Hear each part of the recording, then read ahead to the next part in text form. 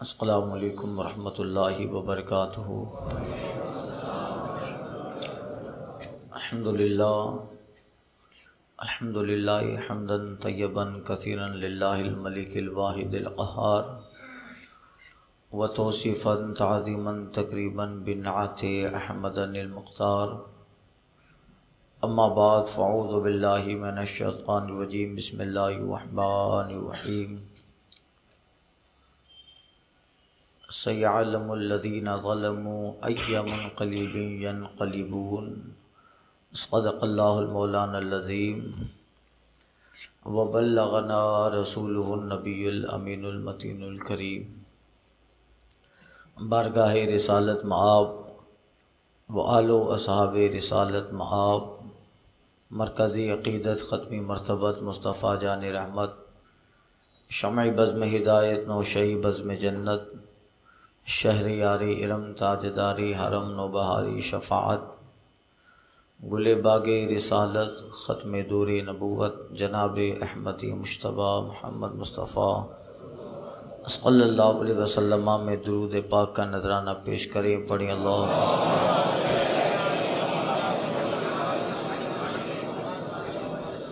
صلاۃ و سلام علیک یا سیدی حبیبی یا رسول اللہ۔ ٹھوکریں کھاتا ہوا پھرتا تھا دریا در بدر، ٹھوکریں کھاتا ہوا پھرتا تھا دریا در بدر، تشنگی سوتی رہی ساحل پہ اطمینان سے، صورتوں کی کمانیں آیتوں کی برچیاں، صورتوں کی کمانیں آیتوں کی برچیاں، صبر نے مار ڈالا ظلم کو قرآن سے، نو کے نیزہ پر تلاوت یہ دے رہی ہے صدا، حرف آخر تک نہ بھٹکی داستاں عنوان سے۔ حضرات، محرم شریف کے 10 روزہ بیان میں امام عالی مقام رضی اللہ تعالیٰ عنہ کی شان اور آخری 3 روز واقعہ کربلا، کس طریقے سے اہل بیت اطہار پر یزیدیوں نے ظلم کے پہاڑ ڈھائے، رلانے والی ایک داستان میں نے اپنے علم و فہم سے آپ حضرات کی سماعتوں کے حوالے کی۔ اللہ امام پاک کے صدقے میں ہماری ان بولیوں کو قبول فرما لے۔ اللہ تعالیٰ کا قرآن میں وعدہ ہے، سَيَعْلَمُ الَّذِينَ ظَلَمُوا أَيَّ مُنْقَلِبٍ يَنْقَلِبُونَ، ان قریب ظالم لوگ جان لیں گے اللہ انہیں کیسی کروٹ پلٹاتا ہے۔ وَلَا تَحْسَبَنَّ اللَّهَ غَافِلًا عَمَّا يَعْمَلُ الظَّالِمُونَ، اور اے ظالمو اللہ کو ظالموں سے بے خبر نہ جانو، اللہ کو ظالموں سے غافل نہ جانو۔ دنیا میں دستور ہے، قانون ہے کہ جو دنیا میں بندہ کرتا ہے اسے دنیا ہی میں اس کا اجر یا عذاب عقاب یا جزا مل جایا کرتی ہے۔ سزا و عقاب صرف حشر ہی پہ موقوف نہیں، زندگی خود بھی گناہوں کی سزا دیتی ہے۔ یہی حال یزیدیوں کا ہوا، کرتے تو انہوں نے سارے معاملات اہل بیت اطہار پر ظلم کر لیا، مگر اللہ تعالیٰ نے پھر ایسا انتقام لیا۔ وہ منتقم حقیقی ہے، وہ حقیقی بدلہ لینے والا ہے، اس کی پکڑ بڑی مضبوط ہے۔ جب وہ پکڑتا ہے تو پھر ایسا پکڑتا ہے کہ دنیا پہ حکومت کرنے والا فرعون نہیں بچ پاتا ہے۔ نمرود کو جو پوری دنیا پہ حکومت کرتا ہے، اس نمرود کو ایک مچھر زندگی کا فلسفہ سمجھا دیتا ہے۔ وہ رب تعالیٰ کی پکڑ بڑی سخت ہے۔ قرآن میں جس کا ذکر اللہ فرماتا ہے، اِنَّ بَطْشَ رَبِّكَ لَشَدِيدٌ، اور یاد رکھ تیرے رب کی پکڑ بہت سخت ہے۔ کچھ دیر کے لیے ظالموں کو مہلت دی جاتی ہے، وقت دیا جاتا ہے، مگر اللہ جب پکڑتا ہے تو پھر ایسا پکڑتا ہے کہ ظالموں کا انجام قیامت تک کے لیے دوسروں کے لیے عبرت بن جایا کرتا ہے۔ یہی حال یزیدیوں کا ہوا۔ بندے کے دل میں جب خوف خدا نہیں رہتا اور حکومت کا اندیشہ و ڈر نہیں رہتا تو پھر بندہ جو چاہے وہ کرتا ہے۔ حکومت کا تو یہاں سوال ہی نہیں تھا کہ اس پہ تخت پر بیٹھنے والا خود یزید اپنے کو حاکم گردانتا تھا۔ اہل بیت اطہار کے لیے کربلا کا ایک واقعہ پیش آیا۔ ابن زیاد جو کوفہ کا گورنر تھا، اس نے 22,000 کے لشکروں کو کربلا میں جمع کر کے اہل بیت اطہار، امام عالی مقام، ان کے ساتھی اور اہل بیت پر جو ظلم ڈھائے، مگر اللہ تعالیٰ نے جب بعد میں پکڑا ہے۔ آپ جاریے ہجری 61 کا واقعہ کربلا ہے، اور ہجری 67 7 سال کے اندر دنیا سے اللہ تعالیٰ نے ایسا مٹایا ان کو۔ اس 7 سال کے اندر ساری یزیدی تہ تیگ مر گئے، طرح طرح کے عذاب الہی میں گرفتار ہوئے۔ ہجری 67 میں کوفہ کا گورنر ابن زیاد بھی ابراہیم بن مالک اشتر، جو اب مختار بن عبی ثقفی کا وزیر تھا، اس کے ہاتھوں وہ بھی فرات کے کنارے پہ مارا گیا۔ دیکھیے پھر واقعہ کربلا کے بعد کیا ہوا۔ وہ یزیدیوں نے، عمرو بن سعد نے خلی بن یزید اور شمر کے سرکردگی میں سارے اہل بیت اطہار اور جانثار جو شہید ہوئے تھے ان سب کے سروں کو نیزوں پہ رکھ کر اس نے کوفہ بھیج دیا، اور وہ اہل بیت اطہار کی خواتین، جو عورتیں تھیں، بچے بوڑھے تھے، ان سب کو قیدی بنا کر گورنر کوفہ ابن زیاد کے پاس بھیجا گیا۔ دوسرے دن 11 محرم کو عمرو بن سعد نے اپنے سارے لوگوں کی تو نماز جنازہ پڑھی، مگر حسین اور ان کے جانثاروں کی نماز جنازہ وہ نہ پڑھے، یہاں تک کہ 11 محرم کو شام کو جب وہ نکل گئے، پاس والی ایک آبادی ہے، اس کا قبیلہ بنو اسد جو تھا، پاس میں آبادی جس کا نام غادریہ ہے، قریہ غادریہ کے کچھ لوگ، قبیلہ بنو اسد کے کچھ لوگ آئے، اور یہ وہ لوگ تھے جو کسی زمانے میں جب مولائے کائنات کوفہ میں تھے، امام حسن تھے، ان کے پاس ان کے براہ راست کانٹیکٹ تھے، آیا کرتے تھے، تو یہ سب جانتے تھے یہ سارے اہل بیت اطہار کو۔ انہوں نے ان سب شہیدوں کی نماز جنازہ پڑھی، اور انہی کی وہ محنتیں ہیں کہ انہوں نے پھر نشان لکھے، اس لیے کہ وہ جانتے تھے یہ حسین کا جسم پاک ہے، یہ زین العابدین ہے، یہ فلاں ہے۔ وہ کوفہ میں جب مولائے کائنات تھے، ان کے بڑے لوگ اس وقت موجود تھے، اس طرح پھر انہوں نے نشانات قائم رکھے اور نماز جنازہ پڑھی۔ یہ قافلہ جو ہے دوسرا قافلہ عمرو بن سعد، وہ بھی جو ہے کوفہ پہنچا، اور ایک دن پہلے خلی بن یزید اور شمر ذل جوشین کے ساتھ شہیدوں کے سروں کو کوفہ میں جب ابن زیاد کے پاس بھیجا، ابن زیاد نے سارے لوگوں کو ایک علاقے میں ایک میدان میں جمع کیا، اور سب سے آگے امام عالی مقام کا سر پاک نیزے پر ہے، اور اس نے اہل کوفہ سے ابن زیاد نے خطاب کیا کہ ہمارے امیر المومنین یزید کو اللہ نے فتح عطا فرمائی، اور حسین بن علی کو شکست عطا فرمائی۔ امام پاک کا سر جو ہے مسجد میں رکھا ہوا تھا، اور ابن زیاد اپنی چھڑی سے امام پاک کے لبوں کو جو ہے ٹٹول رہا تھا، چھڑی لبوں پہ لگا رہا تھا۔ سرکار دو عالم صلی اللہ علیہ وسلم کے ایک صحابی اس جگہ تشریف فرما تھے، وہ کہتے ہیں او ابن زیاد چھڑی کو ہٹا لے، قسم اللہ کی میں نے دیکھا ہے مصطفیٰ ان لبوں کا بوسہ لیا کرتے تھے، اور کہا تو جھوٹا ہے، مرجانہ کا بیٹا جھوٹا ہے، تو جھوٹا، تیرا باپ زیاد جھوٹا ہے، اور جس نے تجھے حاکم بنایا وہ یزید جھوٹا ہے۔ خیر ابن زیاد آگ بگولا ہو گیا، اور اس کو مارنے کے لیے جو ہے سپاہی اس کے آگے بڑھے، مگر اس کے قوم کے کچھ لوگ تھے انہوں نے چھڑا لیا ابن زیاد کو، مگر چین نہ آیا۔ رات کو اس سرکار صلی اللہ علیہ وسلم کے صحابی کو بلا کر اس کو قتل کروا دیا ان کو۔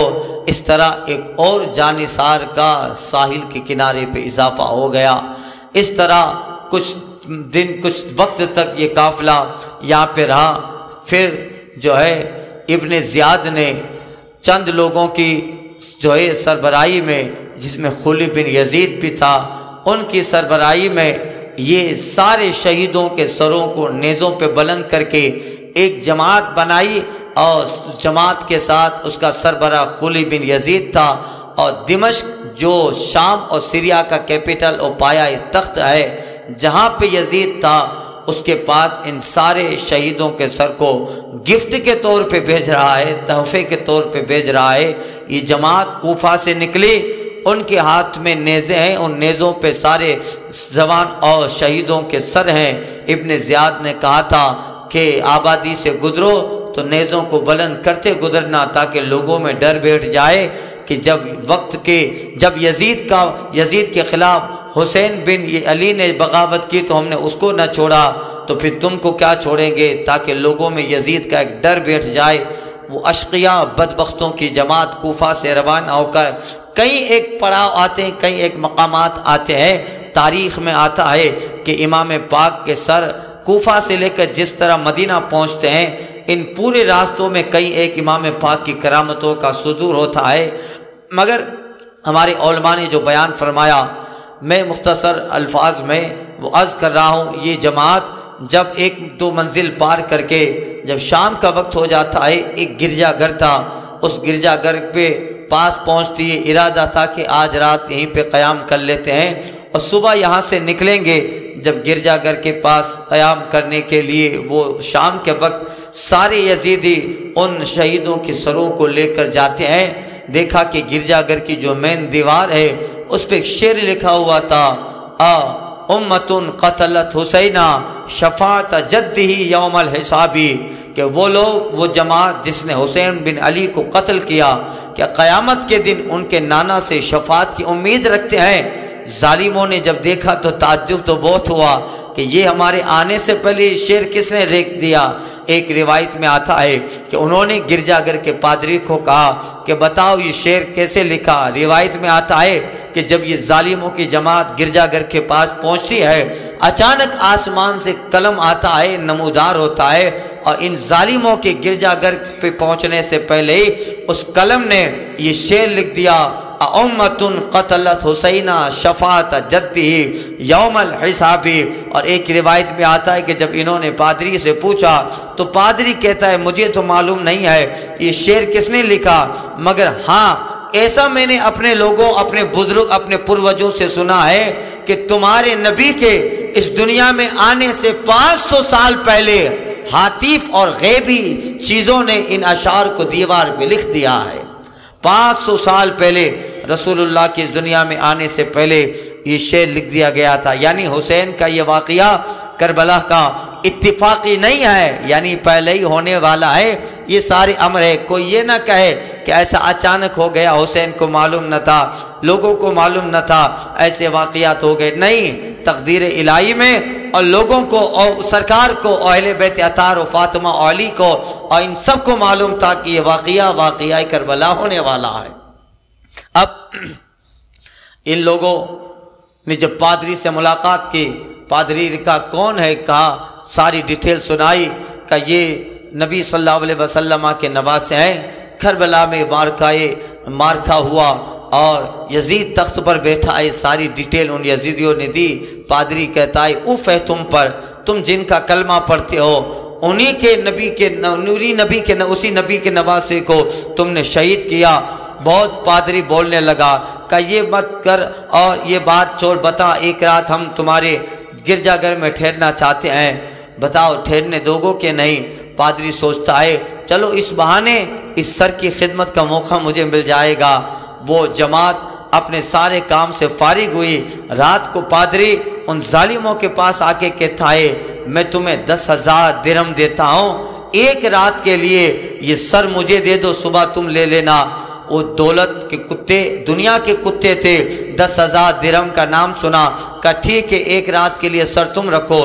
امام پاک کا سر وہ پادری لیتا ہے اور اپنے خاص کمرے میں امام پاک کے سر کو جب لے گیا اور ساری رات امام پاک کے سر کی خدمت کیا، بالوں پہ اور چہرے پر جو پیشانی پہ گرد و غبار تھا اس کو ہٹایا اور جو ہے تیل لگایا، کافور عطر لگایا، ساری رات امام پاک کے سر کی خدمت کرتا رہا۔ آدھی رات کا پہر گزرتا ہے، اچانک اس پادری نے کیا دیکھا کہ امام پاک کے سر سے لے کر آسمان تک چھت کو پھاڑ کر چیر کر ایک نور کی لکیر دکھ رہی ہے، ایک نور ہے جو سر امام سے آسمان تک جا رہا ہے۔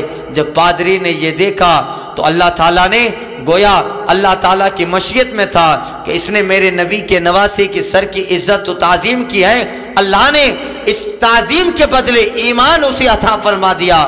جب پادری نے دیکھا کہ سر امام سے لے کر آسمان تک ایک نور کی لکیر جاری ہے، اسی وقت پادری فوراً کلمہ پڑھا، سر حسین کو گواہ بنا کر دولت اسلام سے پادری مشرف ہو جاتا ہے۔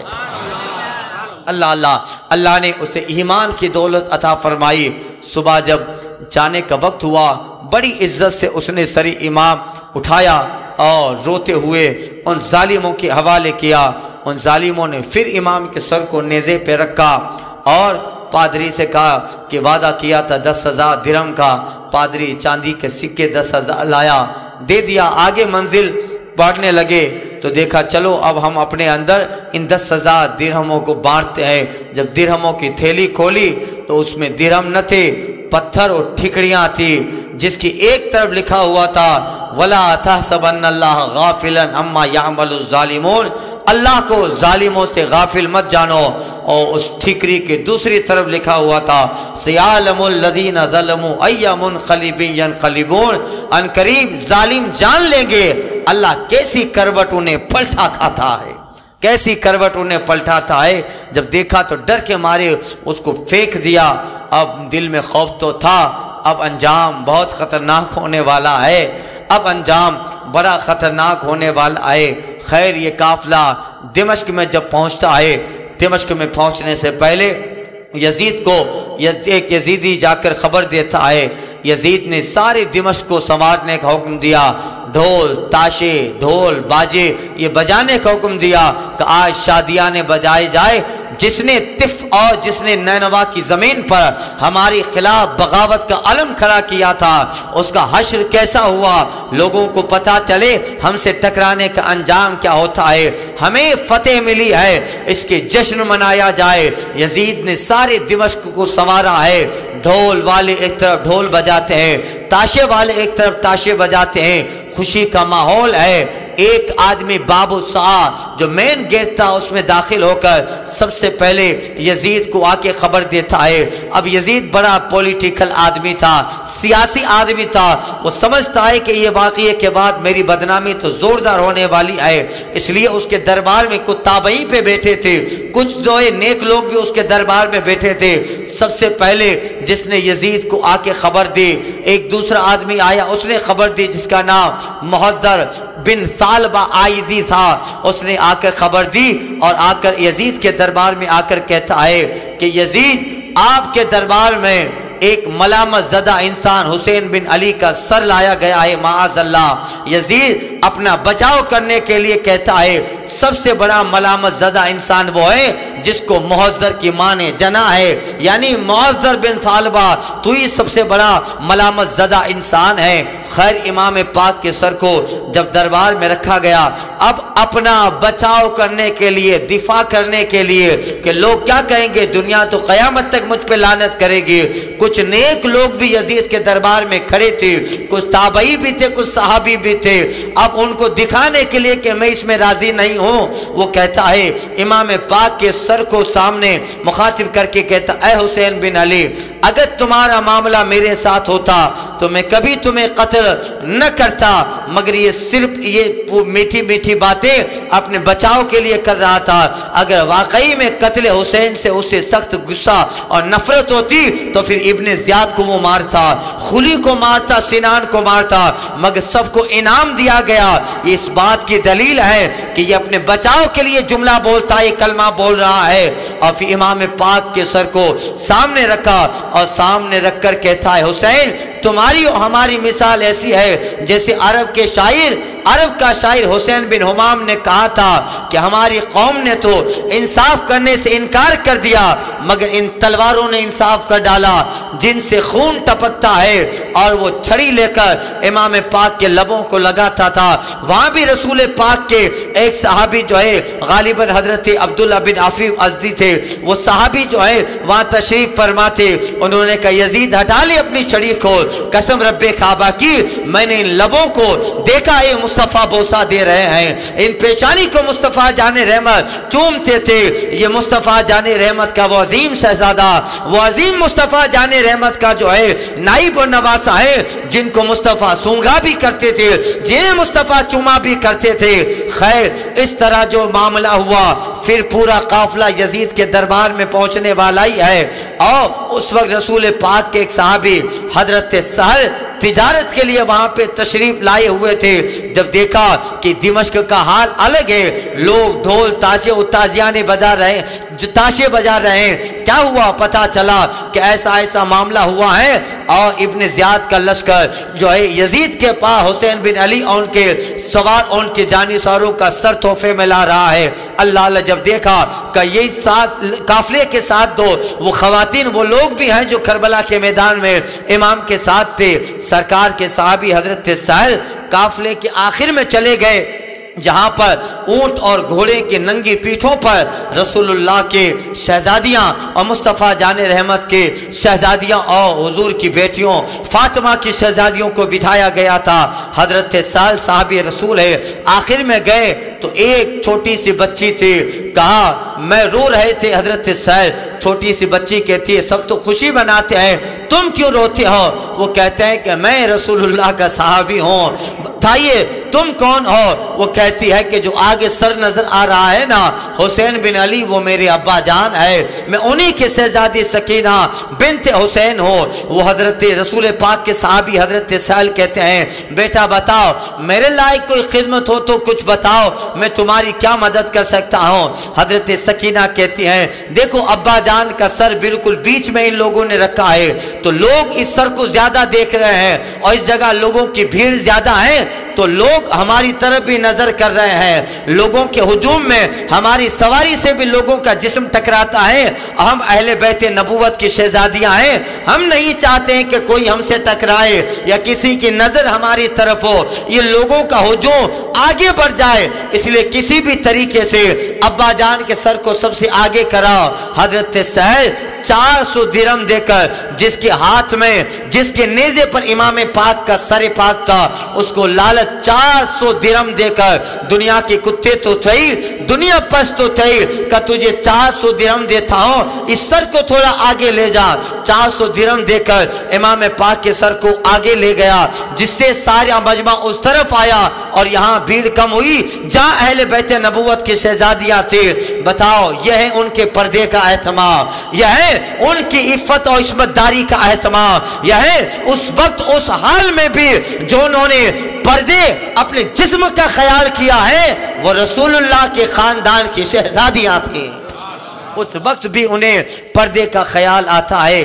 کیوں نہ ہو یہ اس فاطمہ کی شہزادیاں پوتیاں نواسیاں تھیں جن کے بارے میں اعلیٰ حضرت نے کہا تھا جن کا آنچل نہ دیکھا محو و مہر نے، جن کا آنچل نہ دیکھا محو و مہر نے، اس ردائے نزاہت پہ لاکھوں سلام۔ اب یہ قافلہ یزید کے دربار میں پہنچتا ہے، اللہ پھر اس نے اپنے بچاؤ کے لیے حضرت زین العابدین سے میٹھی میٹھی باتیں کرنے لگا، اور پھر کچھ ٹائم تک وہاں پر یہ قافلہ رکا، مگر تاریخ میں مورخین بتاتے ہیں حضرت زینب نے یزید کے دربار میں جو حسین کی حقانیت کا خطبہ پڑھا تھا، اللہ حضرت امام عالی مقام کی بہن حضرت زینب نے جو یزید کے دربار میں حسین کی حقانیت کا جو خطبہ پڑھا تھا، سارے یزید کے دربار میں کھڑے ہونے والے سب کے رونگٹے کھڑے ہو گئے، حقانیت کا، صداقت کا، اور خدا کی توحید و مصطفیٰ کی رسالت کا، اور حق ہمیشہ بلند رہتا ہے، ایسا زینب نے یزید کے دربار میں اپنے بھائی امام عالی مقام کی صداقت کا خطبہ پڑھا تھا، لوگوں کے رونگٹے کھڑے ہو گئے، اور زینب نے اس طرح حقانیت کا اظہار کیا تھا یزید تو ان قریب مٹنے والا ہے، تو نے سچائی کے خلاف بغاوت بغاوت بلند کیا تھا، تو نے صداقت کے خلاف میدان گرم کیا تھا، تو جھوٹا ہے، میرا بھائی حسین زندہ ہے۔ وہ سچا ایسا خطبہ پڑھا گویا خطبہ زینب کا مطلب تھا یزید تاریکی کا نام ہے، حسین تابناکی کا نام ہے، یزید جھوٹ کا نام ہے، حسین سچائی کا نام ہے، یزید ظلمت ہے، حسین اجالا ہے، یزید قیامت تک کے لیے لعنت کا مستحق ہے، اور میرا بھائی حسین قیامت تک کے لیے رحمت خداوندی کا مستحق ہے۔ ایسا خطبہ جناب زینب نے یزید کے دربار میں دیا تھا، لوگوں کے رونگٹے کھڑے ہو گئے، اور زین العابدین بیمار ہیں، اس کے باوجود بھی حضرت زین العابدین نے اسی دمشق کی جامع مسجد میں ایک بیان دیا تھا، ایسا بیان دیا تھا اسی وقت لوگوں کو پتہ چل گیا یزید ان قریب خائب و خاسر ہونے والا ہے، اس کا تخت پلٹنے والا ہے۔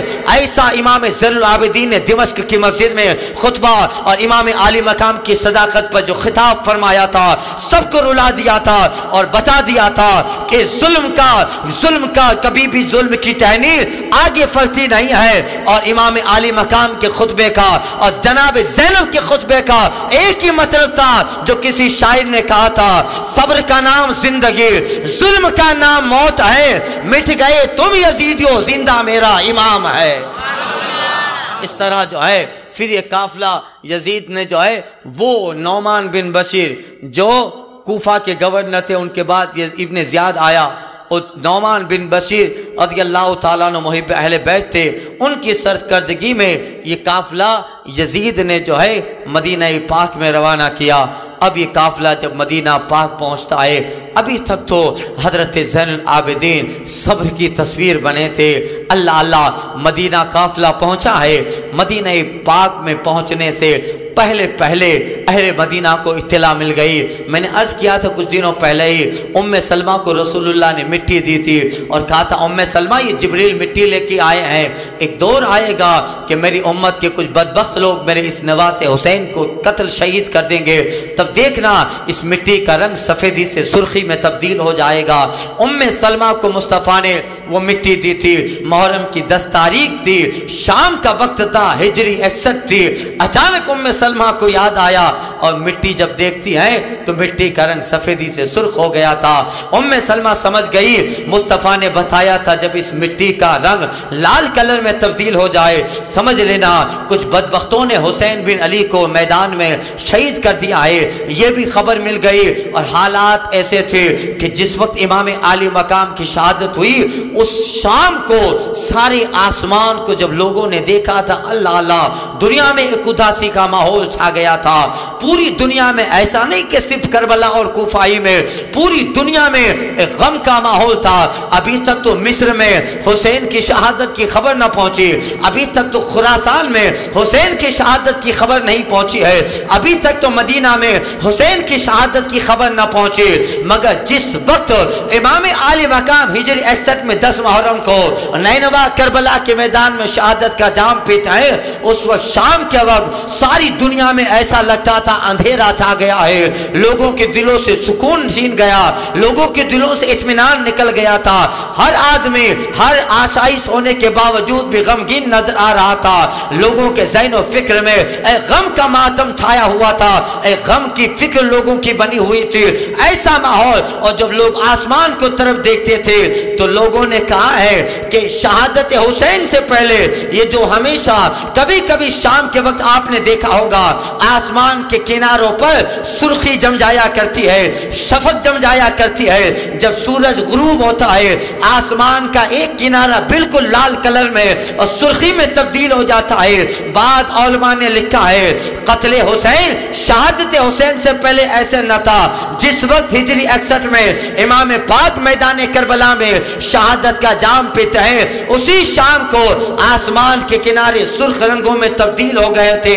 گویا علماء فرماتے ہیں اہل زمین نہیں آسمان بھی غم حسین میں ہجری 61 کو روتا تھا، اور ایک بار نہیں اب ہر وقت جب شام کو سورج غروب ہوتا ہے اور قتل حسین جس وقت ہوا تھا اس وقت آسمان سرخ ہو کر غم حسین میں اپنے آپ کو شامل کرتا ہے۔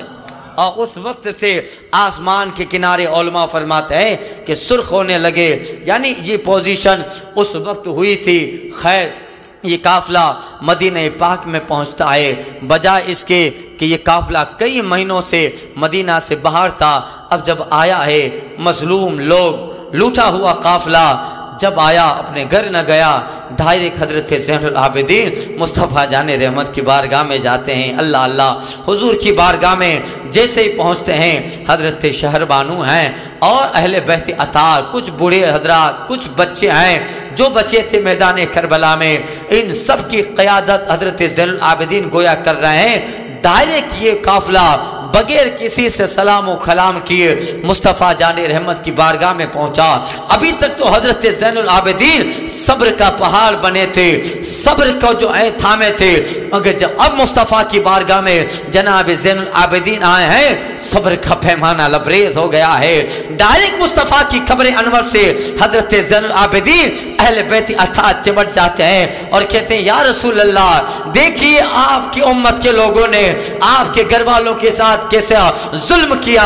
ایک ایک کر کے حضرت زین العابدین داستان کربلا بیان کر رہے ہیں۔ حسین کو یا رسول اللہ، آپ کا وہ شہزادہ نواسا جن کے لبوں کو آپ بوسہ دیتے تھے، جن کی پیشانی کو چومتے تھے اور منبر پہ جنہیں اپنی گود میں بٹھایا کرتے تھے، یا رسول اللہ حسین ایسے گرے تھے، ایسے نواسا لگا تھا، ایسے تیر لگا تھا میرے ابا جان کو، فلاں شقی نے یہاں پہ تیر مارا تھا میرے ابا کو، فلاں نے یہاں پہ تلوار ماری تھی، اور حسین کا 6 مہینے کا علی اصغر اس طریقے سے شہادت کا جام پیتا ہے۔ ایک ایک کر کے جب زین العابدین مصطفیٰ کی بارگاہ میں جب داستان کربلا بیان کر رہے ہیں، سارا مدینہ مصطفیٰ کے دہلیز پہ آ گیا، قبر انور کے پاس آ گیا، حضرت ام سلمہ، اہل بیت اطہار اور سارے لوگ جب جمع ہو جاتے ہیں، اور زین العابدین جب داستان کربلا مصطفیٰ کی بارگاہ میں بیان کر رہے ہیں، راوی لکھتے ہیں مدینہ میں غم کا ماحول ہے اور اڑتے ہوئے پرندے وہ شامیانہ بنا کر داستانی کربلا زین العابدین کی زبان سے سننے کے لیے پرندے بھی آسمان و فضاؤں میں رک گئے ہیں۔ ایسا غم کا قصہ جناب زین العابدین بیان کرتے ہیں کہ جب بیان کرتے کرتے سارے لوگ رونے لگے، ایک صحابی قریب آتے ہیں، حضرت زین العابدین کا ہاتھ پکڑتے ہیں کہ اے شہزادے اب اور داستان بیان مت کرنا ورنہ قبر انور سے مصطفیٰ آ جائیں گے، قبر انور سے مصطفیٰ جانے رحمت نکل آئیں گے۔ اے شہزادے زین العابدین اب آگے آپ کے الفاظ کو سننے کی ہم میں طاقت نہیں ہے، کہیں ایسا نہ ہو کہ زمین پر اللہ کا عذاب نازل ہو جائے، قہر الہی زمین پہ اتر آئے، اب زیادہ بیان مت کرو ورنہ مصطفیٰ قبر سے نکل آئیں گے اور تمہیں گلے لگا لیں گے۔ ایسا داستان بیان کی۔ اللہ اللہ، کوئی سوچ سکتا ہے ایک ایک کر کے کربلا میں جو مصطفیٰ جان رحمت کے نواسے حضرت امام علی مقام ان کے شہزادے جو شہید شہادت کا جام پیے تھے، ایک ایک کا حال جناب زین العابدین ایسا بیان کر رہے تھے۔ اللہ اللہ، اب سارے اہل مدینہ پہ غم کا ماحول ہے، لوگ حضرت زین العابدین کو گھیر لیتے ہیں، اہل بیت اطہار۔ اللہ اللہ، اب جب اللہ تعالیٰ مشیت تھی جو ہو گیا، اب اللہ تعالیٰ جو ہے ظالموں کو پکڑنے پہ آتا ہے۔ اب جب پکڑا ہے اللہ تعالیٰ نے، یہ ہو گیا، یہ قافلہ مدینہ پاک میں پہنچ گیا۔ اب جب اللہ پکڑنے پہ آیا ہے، اللہ اللہ، کسی نے کہا تھا ظلم ظلم ہے، بڑھتا ہے مٹ جاتا ہے، خون خون ہے، بہتا ہے جم جاتا ہے، دستے قاتل پہ جمے یا نوکے خنجر پہ جمے۔ اللہ نے جب پکڑا ہے ایسا پکڑا کہ قیامت تک کے لیے یزیدی ظالموں کے لیے نشان عبرت بن گئے ہیں۔ اب دیکھیے میں بیان کرتا ہوں، سنیے گا آپ۔ اللہ تعالیٰ نے وعدہ فرمایا ہے سَيَعْلَمُ الَّذِينَ ظَلَمُوا أَيَّ مُنْقَلِبٍ يَنْقَلِبُونَ، ان قریب ظالم جان لیں گے وہ کیسی کروٹ اللہ انہیں پلٹا دیتا ہے۔ اللہ اللہ، یزید تخت پر تو بیٹھ گیا اور ہجری 63-61 میں واقعہ ہوا، واقعہ کربلا 63 میں یزید کا لشکر مسلم بن عقبہ ایک بدبخت کی سرکردگی میں یزید نے لشکر کو مدینہ پاک میں بھیجا، اور چونکہ مدینہ والے اور مکہ والوں نے امام عالی مقام رضی اللہ تعالیٰ عنہ کے بعد حضرت عبداللہ بن زبیر کے ہاتھ پر بیعت فرمائی تھی۔ اب یزید نے اپنا لشکر مسلم بن عقبہ کی سرکردگی میں مدینہ پاک بھیجا۔ کئی دن تک یزید کا یہ لشکر مدینہ میں رہا. وہ کمینہ جس نے اپنی کتاب میں یزید کو امیر المومنین لکھا ہے، یہی وہابیوں نے لکھا ہے، یاد رکھیے گا، ان دیوبندیوں نے لکھا ہے، اپنی کتاب میں یزیدیوں کا پکش لیا ہے، یزید کا پکش لیا ہے، اور اس پہ مہر ان کا باپ ذاکر نالائق نے ممبئی میں لگا دی تھی. یزید کو جو ہے سچا حاکم اور معاذ اللہ امام عالی مقام کو باغی کہہ کر اللہ اللہ. دیکھیے یہ حال تھا یزید کا. سپہ سالار مسلم بن عقبہ ہجری 63 میں اپنا ایک لشکر لے کر مدینہ آتا ہے، مدینہ پہ چڑھائی کی ہے، مدینہ والوں کو مارا، ایسا جو ہے ٹارچر، ایسا ظلم اہل مدینہ پہ کیا. وہ مدینہ کی زمین جس کی فضیلت ہم و آپ کیا بیان کرتے ہیں، اہل مدینہ کو مارا. آپ کو تعجب ہوگا 10,000 صحابہ کو تابعین کو ملا کر یزید نے کے سپہ سالار مسلم بن عقبہ نے 10,000 صحابہ کو قتل کیا. اور اس طریقے سے وہ صحابہ فی اور تابعین جو جنت البقیع میں دفن کیے گئے، اور اس کا لشکر مسجد نبی میں ادھم مچانے لگا. ان کمینوں نے یزید کے سپاہی مسلم بن عقبہ نے اپنے گھوڑے، اپنے جانور، اپنے اونٹوں کو مسجد نبی کے کھونٹے کے ساتھ باندھا. ان کے جانوروں نے مسجد نبی کے منبر پر پیشاب کیا، لید و نجاستیں پھینکی. 3 دن تک مسجد نبی میں اذان نہ ہوئی، 3 دن تک مسجد نبی میں نماز نہ پڑھی گئی. لوگ سہمے ہوئے تھے. اور آپ کو اس سے بڑی تعجب کی بات بتاؤ، ظلم کی انتہا کر دی. یزید نے اس کے لشکر، اس کے سپاہی مسلم بن عقبہ نے 3 دن کے لیے مدینہ کی عورتوں کو اپنے لشکر پہ معاذ اللہ حلال کر دیا. اور مدینہ کی پاک دامن عورتوں کے ساتھ یزیدی لشکر نے اس طرح بدکاری کی ہے، اللہ اس کو تاریخ میں بیان نہیں کیا جائے گا. اس طرح ظلم کی داستان مدینہ اور اہل مدینہ پہ اس نے جاری کی. بلا بلا کے مارتا تھا، اور مارتا بھی کیسے تھا، مسجد نبی میں مارتا تھا کمینہ. اللہ اللہ، ایک آدمی ایک لڑکے کو بلایا اور اس کے ماں کے سامنے اس بیٹے کو، جوان کو مار دیا. وہ بیٹا اپنی ماں کا آخری جو ہے اس کا سکون تھا، اس کا سہارا تھا. جب اس ماں کے سامنے جو ہے اس مسلم بن عقبہ نے اس بیٹے، اس کے بچے کو مار دیا. طاقت تو نہ تھی، مگر وہ ماں کہتی ہے مولا، ام یزید اس کا نام تھا، وہ کہتی ہے مولا اگر تو مجھے طاقت دے اور مجھے پاور دے تو مولا میں اس آدمی کو جلا کے ماروں. یہ کہا. اب مدینہ میں جو ہے اس نے کوہرام مچایا مسلم بن عقبہ نے، اور جو ہے وہ آگے مکہ شریف، چونکہ مکہ والوں نے عبداللہ بن زبیر کے ہاتھ پہ بیعت کر لیا ہے، یہ لشکر آگے بڑھا. اور جب ایک مقام آیا بیچ راستے میں مکہ و مدینہ کے، جو یزید کا سپہ سالار تھا لشکر کا مسلم بن عقبہ، لقوا کی بیماری لگی اور بیچ راستے میں مر گیا. اور وہیں یزیدیوں نے اس کو دفن کر دیا. اور پھر امیر لشکر ان کا حسین بن نمیر، جس نے ناکہ بندی کی تھی میدان کربلا میں، حسین بن نمیر امیر لشکر بنا. اور مسلم بن عقبہ لقوا کی بیماری میں بیچ راستے میں مر گیا. یزیدی دفن کرے آگے چلے. مدینہ میں اس ماں کو پتہ چلا جس کے بیٹے کو اس نے مارا تھا. اس نے کہا مولا تیرا شکر ہے کہ تو نے اس کو بدلہ دے دیا. وہ اپنے قبیلے والوں کو لے کر اس جگہ پہنچی جہاں مسلم بن عقبہ مر گیا تھا. یزیدیوں نے اس کو دفن کیا تھا. اس کی قبر کو کھودا گیا، اور جب کھودا تو دیکھا ایک بہت بڑا سانپ اس کے اوپر اللہ نے مسلط کر دیا ہے. لوگ کہتے بڑی بھی اب تو کیا اپنی منت پوری کرے گی؟ اس نے منت مانی تھی، مولا اگر تو طاقت دے تو اس بدبخت کو جلا کے ماروں گی میں. لوگ کہتے ہیں بڑی بھی دیکھ اللہ نے ابھی سے عذاب چالو جاری کر دیا ہے. کہ نہیں پیروں کی طرف سے کھولو. جب پیروں کی طرف سے اس کا کپڑا ہٹایا تو وہاں بھی ایک بہت بڑا سانپ تھا جو اس کے پاؤں پہ ڈنک مار رہا تھا. کہ دیکھ بڑی بھی اس کو تو اللہ نے کیفر کردار تک پہنچا ہی دیا. مگر وہ کہتے ہیں نہیں میں تو اپنی منت پوری کروں گی. اس نے وضو کیا. اسی جگہ اس بیٹے کی ماں نے 2 رکعت نماز پڑھی اور کہا مولا تو دلوں کا بھید جاننے والا، دلوں کا راز جاننے والا ہے. میری اس ظالم سے دشمنی صرف تیری رضا کے لیے ہے. مولا مجھے ایسی طاقت دے کہ میں اپنی منت و قسم کو پوری کروں. اس نے نماز پہ دعا کی. نماز سے باہر ہوئی، ایک چھڑی لی، ایک چھڑی سے سانپ کو تھوڑا سا مارا. دونوں سانپ بھاگ گئے، غائب ہو گئے. اس کی لاش کو نکالا گیا اور اس بیٹے جس کے بیٹے کو اس نے مارا تھا اس کی ماں نے اپنے قبیلے والوں کے سامنے اس کی بوٹیاں کی اور اس ظالم کو دنیا میں جلایا گیا. یہ ہے اللہ. اس لیے مولانا روم نے کہا ہے از مکافات عمل غافل مشاؤ گندم بروے جو اپنے عمل سے غافل مت ہونا. قانون الہی ہے جو کے بدلے جو گندم کے بدلے گندم ملتا ہے. اللہ اللہ. اب یہ لشکر جب وہاں پہنچا مکہ میں کوہ ابو قبیس پہ اس نے اپنا ڈیرا ڈالا جو بالکل خانہ کعبہ کے سامنے ہے اور سامنے خانہ کعبہ و حرم و آس پاس میں عبداللہ بن زبیر کا لشکر ہے اور ان دونوں لشکروں میں آمنا سامنے ہوا. ان ظالموں نے جو ہے منجنیق بنا کر پتھر برسائے خانہ کعبہ پر آگ کے گولے برسائے.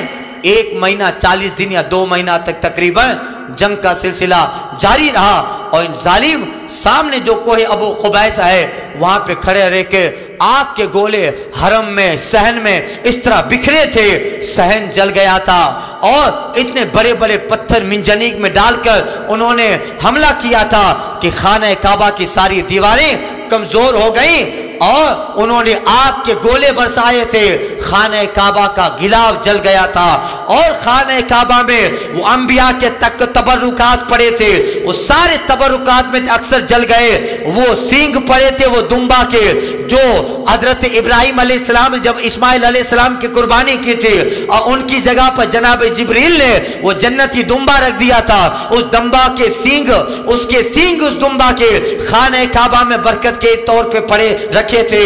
ان کے پتھر برسانے آگ کے گولے برسانے کی وجہ سے وہ سارے سینگ بھی جل گئے. ایسا کوہرام مچایا خانہ کعبہ اوپر کی دیواریں ٹوٹ گئی.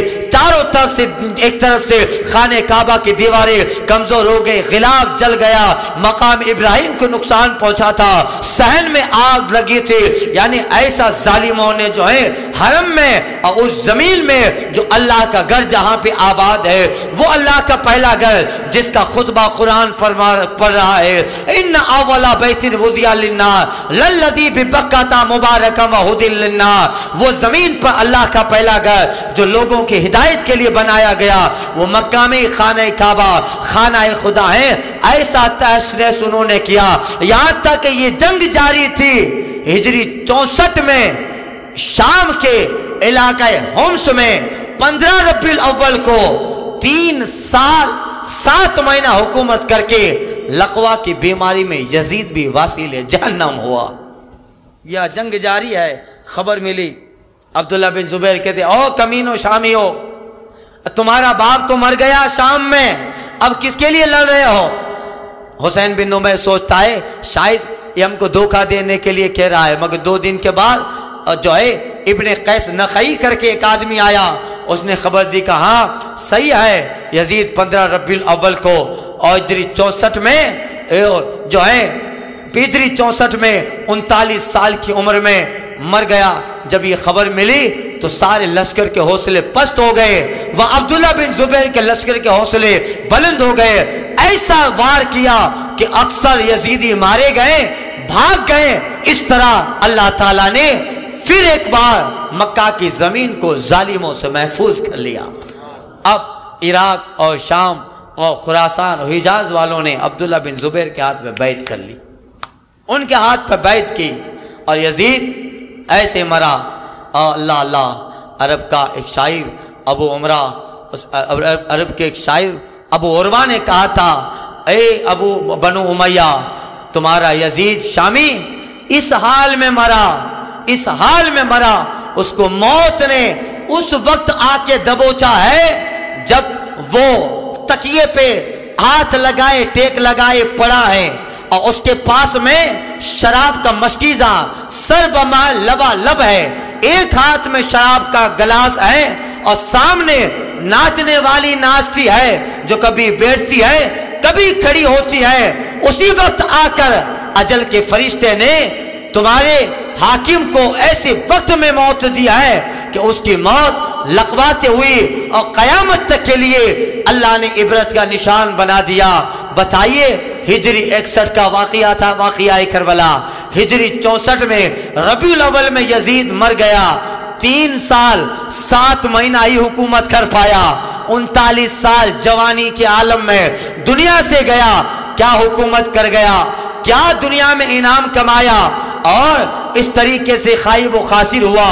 جس تخت کے لیے اس نے حسین کے گھر والوں کو ظلم کا نشانہ بنایا, اس تخت پر مضبوطی سکون سے بیٹھ بھی نہ پایا. 39 سال کی جوانی میں وہ جو ہے بالکل 3 سال 7 مہینہ حکومت کر کے ایسا مر گیا کہ آج دنیا میں نام و نشان نہیں ہے. بتائیے آج وہ تاج کس قبر میں ہے, وہ تخت کہاں ہے؟ اے زمین بتا آج زور ابن زیاد کہاں ہے؟ اے زمین بتا آج زور ابن زیاد کہاں ہے؟ کچھ نہ بچا. اور ایسا حسین نے مار دیا کہ قیامت تک کے لیے کسی نے کہا تھا نام یزید داخل دشنام ہو گیا. ایسا مارا حسین نے کہ نام یزید کو بھی حسین نے گالی بنا ڈالا. اللہ اللہ. اب اللہ تعالی پکڑتا ہے. خیر حجاز شام حجاز اور خراسان والوں نے, عراق والوں نے عبداللہ بن زبیر کے ہاتھ پہ بیعت کر لی. اور پھر یزید کے بعد اس کا بیٹا معاویہ بن یزید تخت پر بیٹھا. یزید کا بیٹا معاویہ بن یزید تخت پر بیٹھا. وہ کیا تخت پر بیٹھا؟ یزید کے بعد جب اس کو تخت پہ بیٹھایا گیا, کبھی بیٹھا ہی نہیں, کمرے ہی میں رہا. 40 دن تک صرف زندہ رہا اور نہ کوئی کام کیا, نہ کہیں لشکر بھیجا. لوگ آخر وقت میں وہ بیمار ہوا. لوگ کہتے ہیں آپ اپنے بعد کس کو خلیفہ بناتے ہو؟ یزید کا بیٹا معاویہ پابند اچھا آدمی تھا, اپنے باپ کے کارنامے سے وہ ناراض تھا, یہ اچھا آدمی تھا. اس نے کہا کس کو بناؤ جب اس تخت میں نے مٹھاس پائی نہیں ہے, تو اس کڑواہٹ کے لیے کیوں کسی کو میں نامزد کروں, اس کڑواہٹ کے حوالے کیوں میں کسی کو اس کڑواہٹ کے حوالے کروں. یہاں تک کہ وہ بھی 40 دن بھی تخت پہ نہ بیٹھا. تخت پہ تو بیٹھا ہی نہیں, 2-4 مرتبہ بیٹھا تخت پہ, فوراً جو ہے جلدی سے اتر آیا. اور لوگوں نے کہا کیوں اتر آئے؟ کہ اس تخت پہ اہل بیت کے خون کی بو آ رہی ہے, ظلم کی مجھے بو آ رہی ہے اس تخت پر. اور اپنے کمرے میں 40 دن رہا, انتقال فرما گئے وہ. اب سارے شام والوں نے پھر حضرت عبداللہ بن زبیر کے ہاتھ پہ بیعت کر لی. مصر والوں نے عبداللہ بن زبیر کے ہاتھ پہ بیعت کر لی. پھر ایک نام اور لائٹ میں آیا, مروان. میں نے پہلے ہی بتایا تھا. پھر مروان جو منافق تھا اس نے پھر ایک پلاننگ کی, اور پلاننگ کر کے لوگوں کو ایسا فلسایا کہ پھر شام پر اور مصر پر مروان کا قبضہ ہو گیا.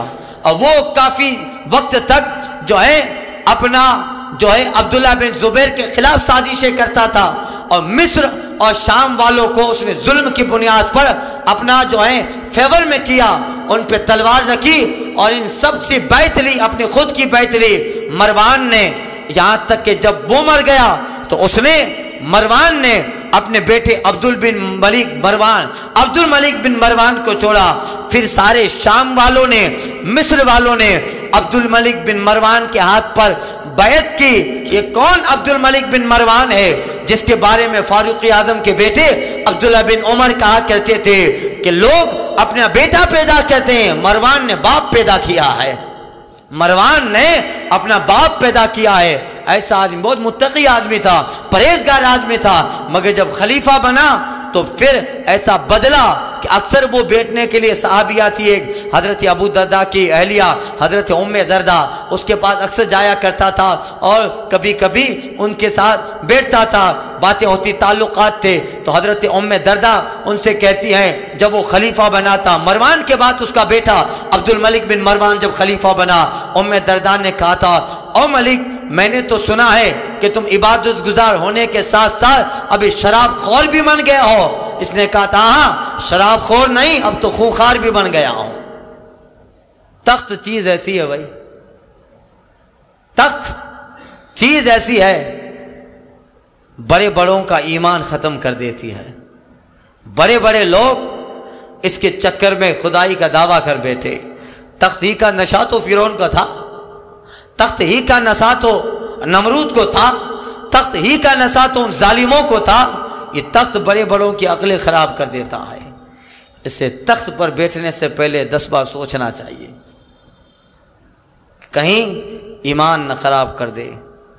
حضرت شاہجہاں جب دہلی کے بادشاہ بنے تھے نا، اللہ اللہ، جامع مسجد دہلی میں جب یہ بادشاہ بنے تو اپنے حکومت میں جو تخت پہ وراثت و پرمپراگت کے طور پہ بادشاہ تخت پر بیٹھتے تھے، حضرت شاہجہاں جب تخت پر بیٹھے بادشاہ بنتے ہیں تو تخت بہت عالی شان تھا۔ دہلی میں ان کے جو ہے حکومت میں جب بیٹھنے کی باری آئی، سارے علماء صوفیاء کو بلایا اور الگ طرح سے رسم لوگ کرتے تھے۔ تخت پر بیٹھنے سے پہلے گفٹ ہوتا ہے، کسی الگ الگ طرح سے اوپننگ کرنے کے لوگ طریقے نکالتے ہیں۔ ہم لوگ کسی چیز کو اوپننگ کرتے ہیں تو ریبن کاٹتے ہیں، نہ جانے کیا۔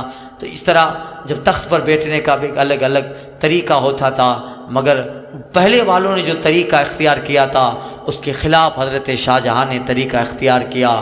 تخت پہ بیٹھے ہیں، جب حکومت ہند کے اس پہ بیٹھنے سے پہلے درباریوں کو بلایا، علماء، فضلاء، محدثین، بڑے بڑے لوگ تخت پہ دربار میں جمع ہیں۔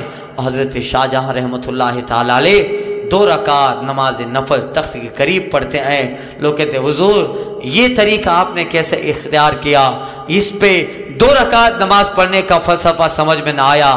حضرت شاہجہاں کہتے ہیں میں تخت کے قریب 2 رکعت نماز نفل پڑھ کے اپنے نفس کو کہہ رہا ہوں کہ تخت ہے، اس سے اعلیٰ اور اس سے بڑے تخت پر بھی بیٹھ جائیں، مگر سجدہ کر کے میں کہہ رہا ہوں کہ میں رہوں گا اللہ کا بندہ، رہوں گا اللہ کا بندہ، تاکہ تخت پر بیٹھ کر میرے اندر تکبر نہ آ جائے، میرے اندر غرور و گھمنڈ نہ آ جائے کہ لوگ تخت پر بیٹھ کے خدائی کا دعویٰ کرتے ہیں، کہیں وہ چیزیں مجھ پہ نہ آئیں۔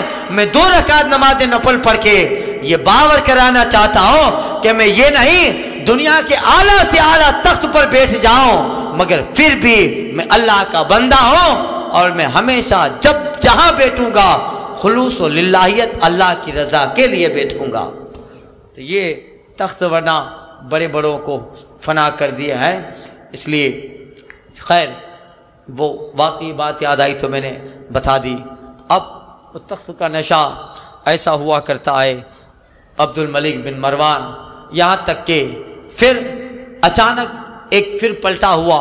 یہاں عبد الملک بن مروان وہ اور وہاں حجاز اور جو ہے عرب میں عبداللہ بن زبیر، اور کوفہ پہ ایک آدمی کو پھر تسلط حاصل ہوا۔ اب کوفہ میں ایک اور نام ابھرا جس کا نام مختار بن عبید ثقفی تھا، قبیلے بنو ثقف۔ مختار بن عبید ثقفی تھا، بڑا پولیٹیشین آدمی تھا، راجکارنی، سیاست کے پیچ داؤ جانتا تھا۔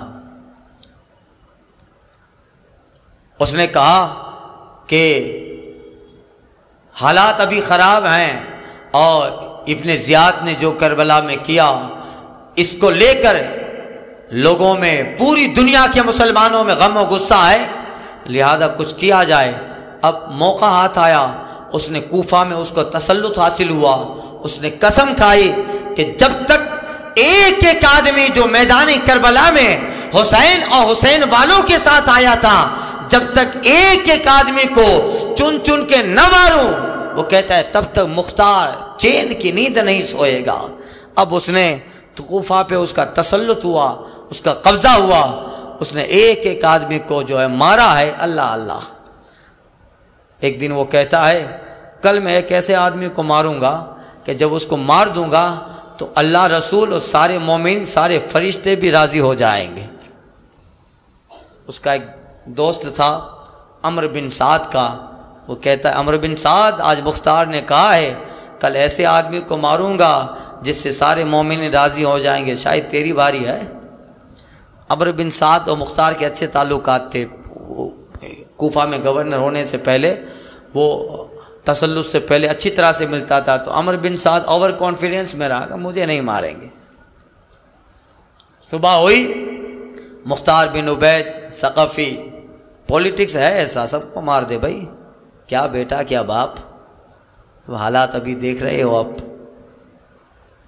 دولت کا نشہ بڑا خطرناک ہوتا ہے، اللہ محفوظ رکھے. جب بھی دے اللہ ذہن و فکر میں شریعت کی لگام ضرور دے. جب بندہ شریعت کی لگام سے ہٹ جاتا ہے تو آوارہ ہو جاتا ہے. صبح مختار بن عبید ثقفی اپنے کوتوال ابو عمرہ کو بھیجتا ہے کہ جاؤ عمرو بن سعد کو بلا کے لے آؤ، آج اس کو قتل کریں گے. اللہ اللہ. گیا تو عمرو بن سعد نہیں آیا، اپنے بیٹے حفص کو بھیج دیا. دربار میں آیا مختار کے، کہا کہاں تیرا باپ عمرو بن سعد؟ کہ وہ گوشہ نشیں ہو گیا ہے. کہ گوشہ نشیں ہو گیا؟ کہاں گئی وہ رے کی حکومت جس کو حاصل کرنے کے لیے کربلا میں حسین کے سامنے آیا تھا؟ تیرے باپ کو تو اس وقت گوشہ نشیں ہونا چاہیے تھا، آج بیٹھ گیا. اپنے کوتوال سے کہتے ابو عمرہ جا، جس حال میں بھی ملے، اگر نماز پڑھتا بھی ملے تو خیال مت کر عمرو بن سعد کو نماز ہی میں قتل کر دینا. جا عمرو بن سعد کو قتل کرنے کے لیے ابو عمرہ مختار بن عبید ثقفی کا غلام گیا. جب گیا اور وہ جیسے ہی جو ہے کمرے میں پہنچا، وہ ایک جگہ کونے میں بیٹھا ہوا تھا. زوردار تلوار نکال کے ایسا وار کیا ہے کہ ادھر سے ادھر پورا زندگی کے تانے بانے بکھر کے رکھ دیے. اس کے سر کو کٹورے میں رکھا، اس پہ چادر اٹھائی لگائی اور مختار کے دربار میں آیا. ابھی تک عمرو بن سعد کا بیٹا حفص بن عمرو بن سعد دربار میں کھڑا ہے. جب ابو عمرہ لے کے آیا عمرو بن سعد کا سر جو ہے، عمرو بن سعد کا سر لے کے آیا، کپڑا ہٹایا، کہا دیکھ یہ کیا ہے؟ دیکھا بیٹا میرے باپ ابن سعد کا عمرو بن سعد کا سر ہے. تو وہ جو ہے وہ دنگ رہ گیا. وہ کہتا ہے اب ان کے بعد زندگی میں کوئی مزہ نہیں ہے. مختار کہتا ہے مزاق کرنے کے لیے میں تجھے باقی بھی نہیں رکھوں گا، مزاق کرنے کے لیے میں تجھے باقی بھی نہ رکھوں گا. یہاں تک کہ پھر اسی وقت عمرو بن سعد کے بیٹے حفص کو بھی قتل کر دیا مختار نے خود اپنی تلوار سے. اور مختار کہہ رہا تھا لوگوں کے سامنے، اے لوگوں قسم خدا کی یہ دو نہیں، باپ کا سر حسین کا بدلہ، بیٹے کا سر علی اکبر کا بدلہ ہے. اور مختار کہہ رہا تھا قسم خدا کی اگر میں قریش کے 3 جماعتوں کو بھی قتل کر دوں تب بھی حسین کے انگلیوں کے برابر نہیں ہو سکتا ہے، حسین کے انگلیوں کے برابر بھی نہیں ہو سکتا ہے. عمرو بن سعد کو مارا اور سرے راہ اس کی لاش کو لٹکا دیا گیا، مارا گیا ٹوچا اور لٹکایا. عبرت کا انجام کا دیکھو، یہ وہ بدبخت ہے جس نے کربلا میں امام کے لیے سامنے پہلا تیر چلایا تھا. اب باری تھی، میں مین لوگوں کے نام لے رہا ہوں، لمبا واقعہ ہے اس میں کافی وقت ہے. اب باری تھی خولی بن یزید، جو بدبخت کربلا سے امام کا سر نیزے پہ لے کے کوفہ آیا تھا. باری تھی اس کی. ابو عمرہ کہتا ہے جاؤ خولی بن یزید کے گھر پہ. خولی بن یزید جب سے امام کا سر لے کے آیا تھا اس کی بیوی اس سے ناراض تھی کہ کیسا بدبخت آدمی ہے کہ اتنا بڑا ظلم کر کے آیا ہے مگر چہرے پہ تیرے افسوس نہیں ہے. بیوی بیچاری مجبور تھی کہ تیرے نکاح میں ہو مگر دل میں نالا تھی کہ تو کتنا بدبخت آدمی ہے، کتنا بڑا ظلم کر کے آیا ہے مگر تیرے چہرے پہ افسوس نہیں ہے. تو وہ بیوی تو دل سے ناراض تھی مگر کچھ بول نہیں پا رہی تھی. ابو عمرہ مختار کا لشکر سپاہی آ گئے، دیکھا کہ آ رہے ہیں. ایک بہت بڑا کٹور ٹوکرا تھا، اس ٹوکرے میں خولی بن یزید چھپ گیا. اپنی بیوی سے کہتا ہے بول دینا نہیں ہے. جیسے آئے بیوی سے پوچھا کہاں ہے خولی بن یزید؟ بیوی نے منہ سے کچھ نہیں کہا، اشارہ کر دیا انگلی سے کہ یہاں ہے، یہاں ہے. کوتوال ٹوکری کو اٹھایا اور گلا پکڑ کے لے گیا کہ چل اب چھپنے کی باری نہیں ہے، اب اللہ نے تم سب کو پکڑا ہے. جب لے گئے اب مختار بن عبید ثقفی جو تھا وہ سیر کے لیے نکلا ہوا تھا کہ حضور لے آیا خولی بن یزید کو. اسی وقت جو ہے اس کو مختار کے سامنے مارا، قتل کیا گیا اور قتل کرنے کے بعد اس کی سولی، اس کی لاش کو لٹکایا اور پھر جب زمین پہ اتارا کوفہ کے کتوں کو اس کی لاش مختار نے کھلا ڈالی۔ کوفہ کے کتوں نے خلی بن یزید کو کھایا، اس کے جسم کو کھایا۔ آپ کو اس سے بڑی تعجب کی بات بتاؤں، 2-4 دن کے بعد وہ کتے بھی مر گئے جس نے اس کا گوشت کھایا تھا۔ وہ کتے بھی مر گئے جس نے خلی بن یزید کا گوشت کھایا تھا۔ اللہ اللہ، یہ اس کا انجام ہوا۔ اب باری تھی شمر کی، جس کے کہنے پر ابن زیاد نے اپنی رائے بدل ڈالی تھی، اور جو میدان کربلا میں جس نے امام کے سر کو نیزے پہ اچھالا تھا اور تلوار رکھی تھی، اب اللہ کیسا بدلہ دیتا ہے دیکھیے۔ یہ جب دیکھا کہ کوفہ پہ حالات خراب ہیں، بھاگ گیا۔ جب بھاگ گیا، مختار کا ایک غلام ضربی وہ پیچھے ہوا، بیچ راستے میں لڑائی ہوئی، مگر شمر نے ضربی کو مار دیا۔ جب اس کی لاش مختار کے پاس آئی، کہ یہ مجھ سے مشورہ لیتا تو میں اس کو مارنے کے لیے نہ بھیجتا۔ خیر مختار شمر جو تھا ایک آبادی میں کلتانیہ پہنچا، ایک آبادی کا نام تھا کلتانیہ جو دریا کے کنارے پہ واقع تھی۔ وہاں پہنچا، ایک کسان کو پکڑا، خوب مارا اور کہا یہ میرا خط ہے، جاؤ مصعب بن زبیر کو دے دینا، اور مار کر وہ کسان آگے بڑھا۔ آگے ایک بہت بڑا گاؤں آیا، اس گاؤں میں وہ کسان اپنے رشتہ دار کسان سے بات کر رہا تھا۔ کلتانیہ میں شمر ملا، اس نے مارا اور یہ خط مجھے جو ہے دیا ہے کہ مصعب بن زبیر کو یہ خط دے دینا۔ اور اسی جگہ اسی گاؤں میں مختار بن عبید ثقفی کا غلام وزیر ابو عمرہ چیک پوسٹ کا کام کرنے اور جو ہے جنگی مہم قائم کرنے کے لیے، چیک پوسٹ کا انتظام کرنے کے لیے اسی جگہ پہ جو ہے اسی گاؤں میں ابو عمر آیا ہوا تھا۔ اس کے ایک سپاہی نے دیکھ لیا کہ یہ فلاں کسان سے بات کر رہا ہے، اور اس کو جو ہے کس نے، شمر نے خط دیا ہے، کہ دے خط چھین لیا، کہ بتا کہاں ہے، کہ یہاں سے 15 کلومیٹر کی دوری پر شمر ہے۔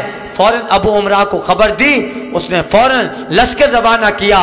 رات کو عبداللہ مسلم بن عبداللہ زیابی جو اس کے ساتھ تھا، شمر کے ساتھ تھا، انہوں نے بہت آبادی سے باہر ایک سنسان جگہ پہ جھونپڑی لگائی کہ یہاں مختار کا سپاہی ابو عمرہ شاید نہیں آئے گا۔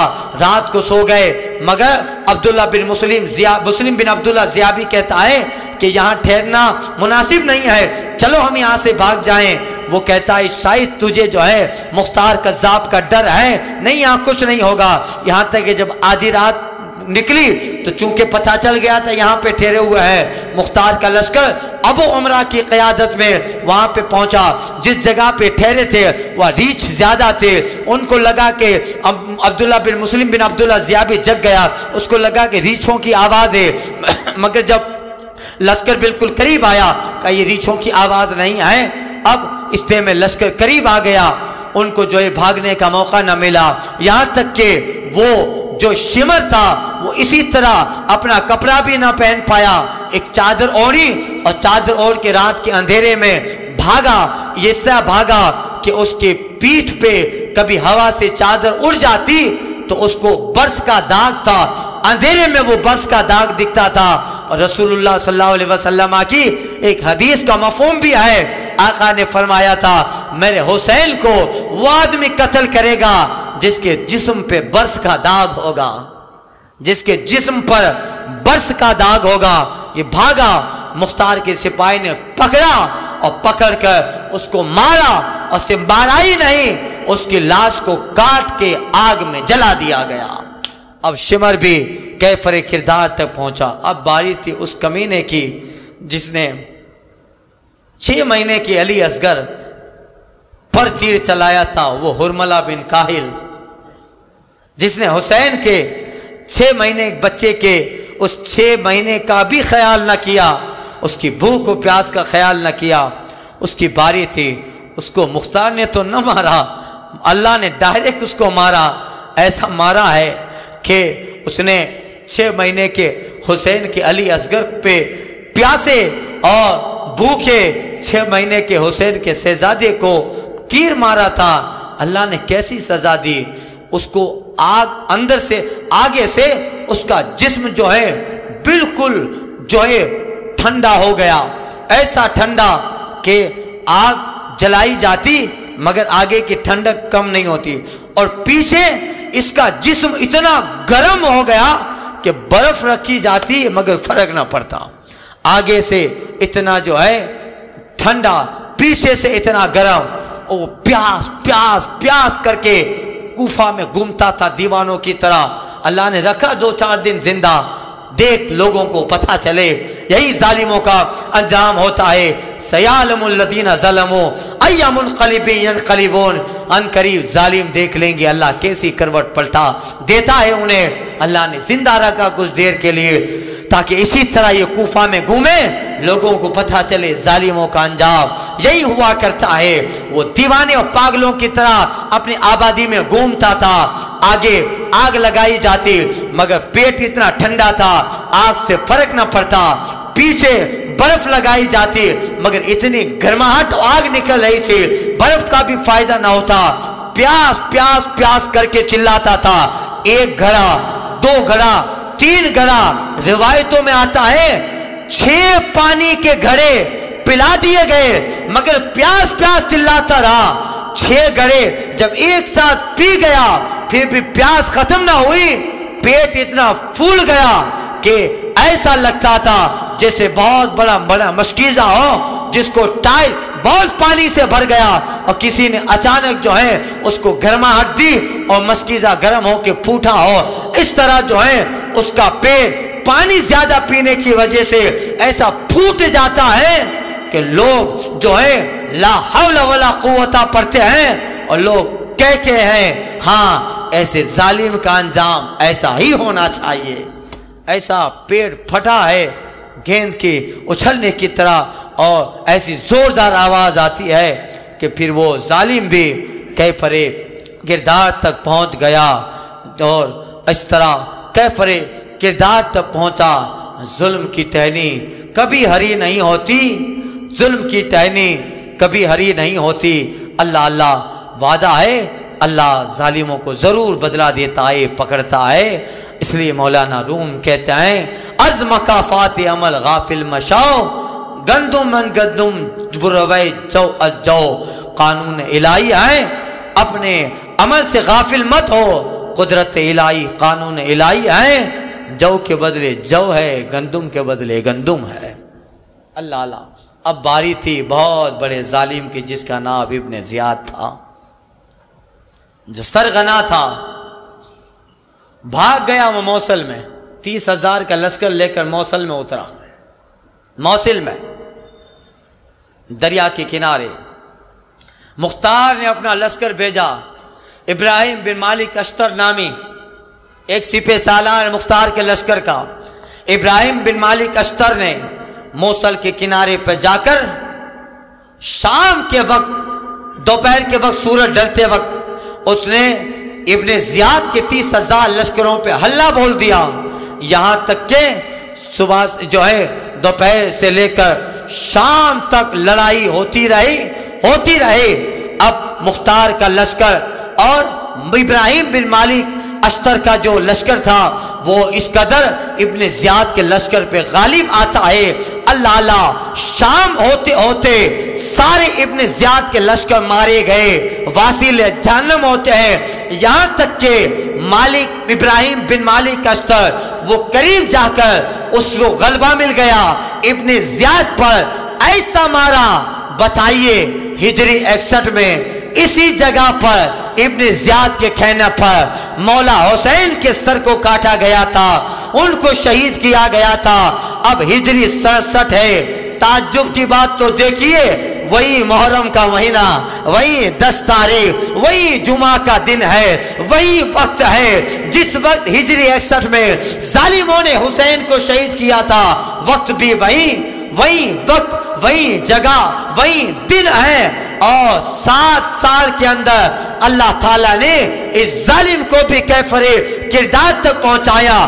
جس جگہ حسین و اہل بیت پہ ظلم کے پہاڑ ڈولے گئے تھے، اللہ نے پکڑا ہے ظالموں کو، ان کی ڈوریاں ختم ہوئی، ٹوٹ گئی، اور اسی کنارے پر فرات کے ابن زیاد بھی واصل جہنم ہوتا ہے۔ اس کا سر رکھا گیا اور مختار جمع کرتا ہے لوگوں کو، لوگوں جمع ہو جاؤ، دیکھو اللہ تعالیٰ نے بدلہ لے لیا۔ آج ہی کا دن، آج کا وقت 10 محرم جمعہ کا دن، آج سے 7 سال پہلے اس نے مولا حسین بن علی کو اسی وقت اسی جگہ شہید کیا، اسی جگہ یہ مارا گیا، اور آج ہی کے دن اسی جگہ حسین بن علی کا سر اس نے رکھ کر کوفہ والوں کو جمع کر کے اپنی شان بیان کی تھی، اپنے امیر یزید کا خطبہ پڑھا تھا۔ آج اللہ نے ظالم کو کیفر کردار تک پہنچایا۔ اب سارے ابن زیاد کے لشکر تھے، سب کے سروں کو ترتیب میں رکھا گیا، سب سے آخر میں ابن زیاد کا سر رکھا گیا۔ روایتوں میں آتا ہے، علامہ جلال الدین نے لکھا ہے، اچانک ایک سانپ کہیں سے نکلا اور جتنے بھی یزیدی ابن زیاد کے لوگوں کے سر تھے ان سروں کو سونگتا سونگتا وہ سانپ بڑا اژدہا ابن زیاد کے سر کے پاس آ گیا، اس کے ناک میں جاتا ہے، اندر غائب ہو گیا، پھر نکلا نہ منہ کے راستے سے، پھر ناک کے راستے سے گیا، منہ کے راستے سے نکلا۔ اس طرح وہ سانپ کہاں سے آیا، ناک کے راستے سے جا کر ابن زیاد کے منہ سے نکلتا ہے، گویا عذاب الہی ابھی سے شروع ہو گیا، قہر خداوندی ابھی سے شروع ہو گیا۔ یہ تو دنیا کا ہے، قبر کا عذاب باقی ہے، آخرت کا عذاب باقی ہے۔ مختار کہتا ہے، دیکھو لوگوں، اللہ ظالموں کو کیفر کردار تک اللہ نے پہنچا دیا، اب اس کے عذاب کی ابتدا ہو گئی ہے، اب یہ قیامت تک اسی عذاب میں رہے گا۔ کیا وہ حکومت، کیا وہ یزید کا تخت، کیا وہ شام کی حکومت، کیا وہ سلطنت بنو امیہ، سب مٹ کے رہ گیا۔ اے زمین بتا، وہ آج قبر کہاں ہے، آج وہ قبر تخت اس قبر میں کہاں ہے، آج وہ تاج کہاں ہے، اے زمین بتا، زور ابن زیاد آج کہاں ہے۔ سب ختم ہو گیا۔ 7 سال کی عمر میں، 7 سال کے عرصے میں سارے یزیدی مارے گئے، اور جو بچے تھے سنو ان کا بھی حال۔ ایک آدمی محفل میں بیٹھا تھا، کہا میں بھی حسین لشکر میں تھا مگر مختار کو پتہ ہی نہیں چلا، میں بھی حسینی لشکر میں تھا، میں حسینی لشکر کے خلاف تھا، میں حسینی لشکر کے خلاف تھا، یزیدی لشکر میں بھی تھا، مگر مجھے تو کچھ نہ ہوا۔ یہ کہہ کر اٹھا، اچانک دروازے سے باہر نکل رہا تھا، ایک چھوٹا سا چراغ جل رہا تھا، اس کے کپڑے کی آستین چراغ میں لگ گئی، وہیں خاکستر ہو گیا، وہیں خاکستر ہو گیا۔ اس طرح کوئی جو ہے چیچک کی بیماری میں مرا، کوئی جو ہے کیسے جسم میں برس نکلا تو مرا، کوئی آگ میں مر گیا، کوئی کیسے مرا، کوئی اندھا ہو گیا۔ بلکہ علامہ جلال الدین سیوطی رحمۃ اللہ تعالیٰ علیہ نے اپنی کتاب محاضرات اور محاورات میں لکھا ہے کہ یہ تو سارے مختار بن عبید ثقفی نے مار ڈالے، یہاں تک کہ کوفہ میں ایک ایسا سال آتا ہے، اس سال کوفہ کے لوگوں کو چیچک کی بیماری ہو گئی، چیچک کی بیماری ہو گئی، اور وہ لوگ، وہ بچے جن کے باپ یزیدی لشکر میں شامل تھے، ابن زیاد کے کہنے پر کربلا کے میدان میں اڈا جمایا تھا، یہاں تک کہ ان کی اولاد 1 سال کوفہ میں جو چیچک کا مرض پڑا تو جن لوگوں کے باپ میدان کربلا میں آئے تھے امام کے خلاف، ان کی اولاد میں سے تقریباً 2500 یا 3000 بچوں کو چیچک نے آ لیا، اور ان کی اولاد اسی چیچک کے بیماری میں زندگی بھر اندھی ہو گئی، اللہ نے آنکھوں کی روشنائی چھین لی۔ باپ کا عمل بیٹے کو بھی پہنچا، باپ کا عمل، جن کا باپ میدان کربلا میں حسین کے خلاف گیا تھا، چیچک کی بیماری سے 2500 یا 3000 کی روایت ہے، اچانک بچوں کی آنکھیں، اولاد کی آنکھیں چلی گئی۔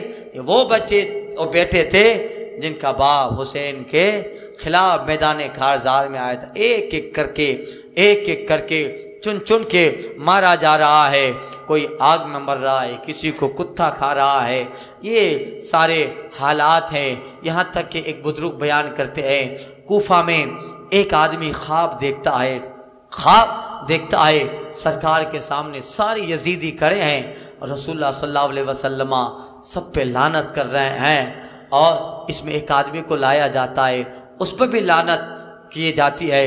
وہ کہتے ہیں یا رسول اللہ میں تو میدان کربلا میں میدان جنگ میں نہیں تھا حسین کے خلاف۔ آقا فرماتے تو نہیں تھا مگر تو اس بات پہ راضی تھا کہ ابن زیاد جو کر رہا ہے وہ صحیح کر رہا ہے۔ رضا جو اس کی رضا میں شامل تھے ان کو بھی عذاب الہی نے لپیٹے میں لیا، گھیرے میں لیا، اور 7 سال میں آپ کو تعجب ہوگا 22,000 کا لشکر تھا، آدھے سے زیادہ تو امام کے ساتھیوں نے جانی ساروں نے سب کو مار ہی دیا تھا، بچے کتنے ہوں گے؟ 22,000 میں سے زیادہ 15,000 سمجھ لو، مگر مختار نے کتنے مارے؟ 1,40,000 لوگوں کو مارا۔ کتنے؟ اور وہ بات پوری ہوئی جو ترمذی میں روایت کی گئی ہے کہ آقا صحابی روایت کرتے ہیں او اللہ تعالی الی محمد انی قتلت بیحیی ابن زکریا 70,000 وانی قتلت بابن بنتک 70,000 اے محبوب، اللہ تعالیٰ نے اپنے محبوب کی طرف وحی کی اور کہا اے محبوب، جنہوں نے زکریا علیہ السلام کے بیٹے یحییٰ علیہ السلام کو قتل کیا تھا، یحییٰ بن زکریا کے بدلے میں نے ان کی قوم کے 73,000 لوگوں کو مارا تھا، اور اے محبوب جو تیری بیٹی کے بیٹے کو قتل کریں گے، انی قتل تو ابن بنتی کا، جو تیرے بیٹی کے بیٹے یعنی حسین کو قتل کریں گے، انی قتل تو بھی 70,000 میں اس حسین کے بدلے 70,000 ایک 70,000 70,000 دو 70,000 یعنی یحییٰ بن زکریا کے مقابلے میں اللہ تعالیٰ نے 70,000 کو قتل کیا، اور جو حسین کے خلاف آئے اس کے خلاف اللہ تعالیٰ نے تقریباً جنہوں نے امام عالی مقام پر میدان کربلا میں ایسے حالات بنائے، ان یزیدیوں میں سے اللہ تعالیٰ نے ایک 70,000 دوسرا 70,000 یعنی 1,40,000 کو ماروں گا۔ جب مختار نے سب کو پکڑ پکڑ کے مارا ہے، یہ تھا کربلا میں مارو، یہ تھا مارو، بڑے بڑوں کو مارا، اچھا تو بھی کہتا تھا یزید سچا ہے، مارو اس کو، اچھا تو بھی جب مسلم بن عقیل آئے تھے بہت بیٹھتا تھا ابن زیاد کے پاس، مارو اس کو، اچھا تو بھی ابن زیاد کی آو بھگت میں لگا رہتا تھا، مارو اس کو۔ یعنی جو کسی بھی طریقے سے یزید کا ابن زیاد کا سپورٹر تھا، ایک ایک کر کو یعنی ایسا مارا تھا کہ مارنا تو مختار کے لیے گویا ایسا ہو گیا جیسے گاجر مولی کاٹ دینا، آیا مارا آیا مار دیا، اس طرح پکڑ پکڑ کے وہ حدیث پوری ہوئی، اور جب کاؤنٹنگ کیا گیا تو مختار نے جن یزیدیوں کو مارا تھا اس کا فگر 1,40,000 کو پہنچتا ہے۔ یہی ہے، سب ختم ہو گیا، اور سب مگر اتنا بڑا کارنامہ انجام دیا۔ ارے یہ کمینہ کچھ بھی نہیں کرتا، مختار بن عبید کچھ بھی نہیں کرتا، کتنا بڑا شاندار کارنامہ انجام دیا تھا، دنیا میں ساری یزیدیوں کو مار دیا۔ ارے لوگ تو اس کا پاؤں دھو کے پیتے، وہ کچھ بھی نہیں کرتا، نماز پڑھتا نہ پڑھتا، لوگ اس کو مانتے، اتنا بڑا جو ہے کام کیا، مگر پتہ نہیں دماغ میں کیا آیا، نبوت کا دعویٰ کر دیا، نبوت کا۔ اب پولیٹکس سیاست راجکارن چیز ایسی ہے بھائی، راجکارن سیاست چیز، کرسی حکومت کا نشہ ایسی چیز ہے، نبوت کا دعویٰ کر دیا۔ اب دیکھا کہ اتنا بڑا کارنامہ انجام دیا، سارا عرب ان کی طرف، عراق ان کی طرف، شام ان کی طرف، فلسطین ان کی طرف، کوفہ ان کی طرف، کیسا بڑا کارنامہ انجام دیا۔ شاہد باری حسین کی شہادت کے بعد تو پوری دنیا کے عالم اسلام میں غم اور غصہ کی لہر تھی، اور اس کو مختار نے پورا کیا کہ ساری یزیدیوں کو مارا، سب کا رسپانس مل گیا، سب کی جو ہے محبتیں ملی۔ اب برداشت نہیں کر پایا، اتنی آہ و بھگت ہونے لگے، خط آنے لگے، لوگ واہ واہ کرنے لگے، جب ہر طرف سے اس کی واہ واہ کے نعرے بلند ہونے لگے، اوور کانفیڈنس میں آ گیا۔ اور رسول اللہ کی حدیث پوری ہوئی، مصطفیٰ نے فرمایا تھا جو 30 لوگ میرے بعد نبوت کا دعویٰ کریں گے ان میں سے ایک آدمی قبیلے بنو ثقف کا ہوگا.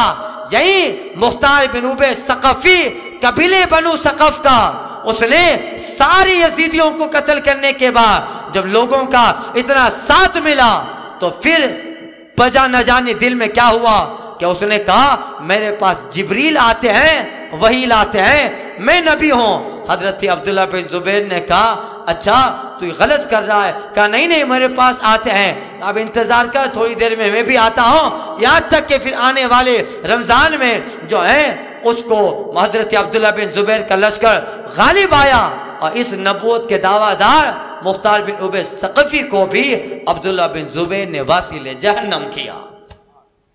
بتائیے تخت کا نشہ کتنا زبردست کام کیا تھا اس نے. ارے دنیا رہتی دنیا تک اس کو مانتی.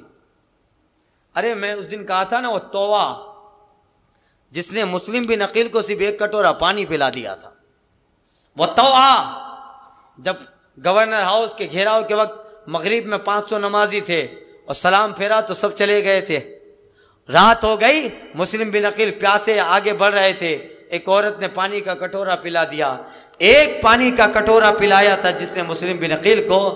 آج کربلا کوفہ میں جا کے دیکھو کیا بنایا ہے اس کا مکان، کیا اس کی یادگار بنائی ہے. جب ایک کٹورا پینے والا پلانے والی کو رہتی دنیا تک اللہ نے زندہ رکھ دیا، اس کے نام کو زندہ رکھ دیا. اور اس نے تو دنیا کے کتنے یزیدیوں کو مارا تھا. قسم خدا کی اگر یہ نبوت کا دعویٰ نہ کرتا رہتی دنیا تک اس کا نام تاریخ میں امر ہو جاتا. مگر تخت کے نشے نے اس کو دیوانہ پاگل کر دیا. وہ لوگوں کی اچانک جب اتنا بڑا رسپانس ملا نا تو برداشت نہیں کر پایا.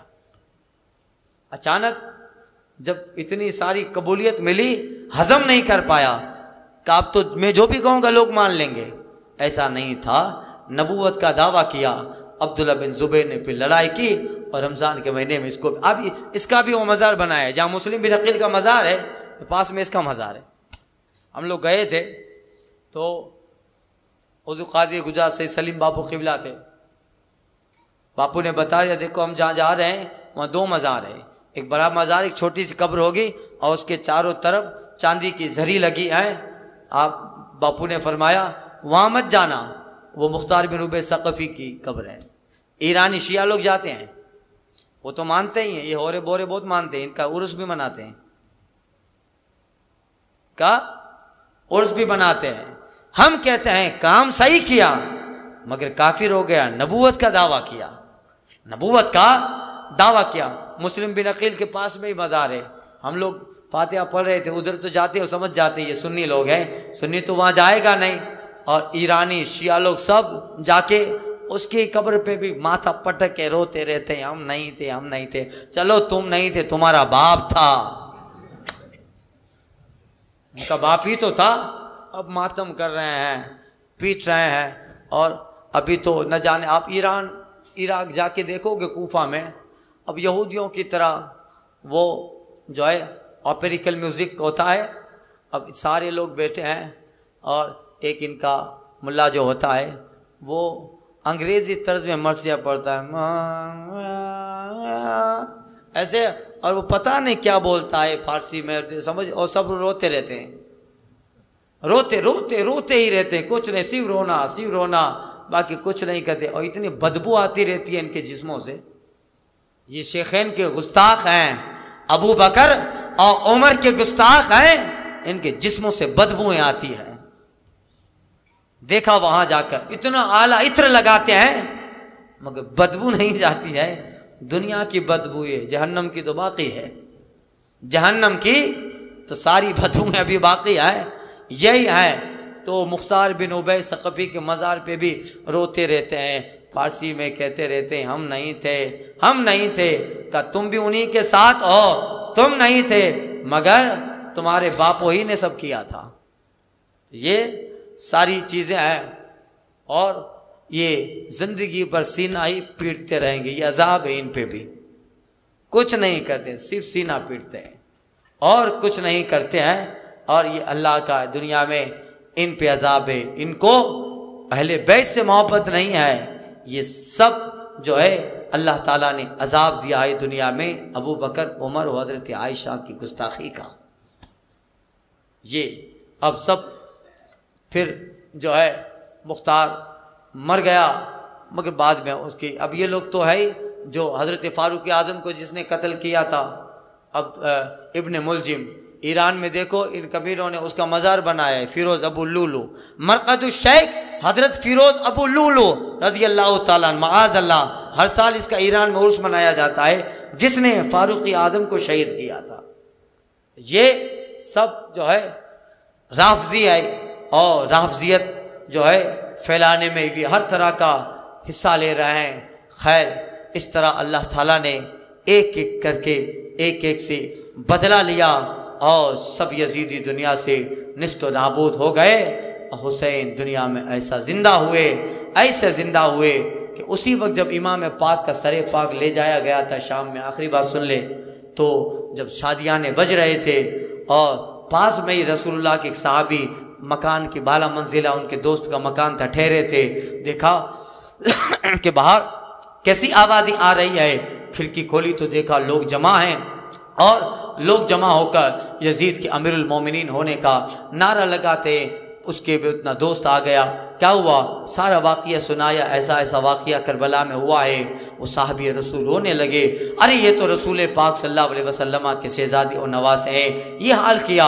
اب بتائیے اتنی ساری پبلک، ہزاروں کا مجمع لگا ہے، اور سب یزید کے امیر المومنین ہونے کا نعرہ لگا رہے ہیں، اور بیچ میں ان یزیدیوں کے نیزے پہ شہیدوں کے سر ہیں، سب سے آگے امام پاک کا سر ہے، اور امام پاک کا رخ آگے ہے۔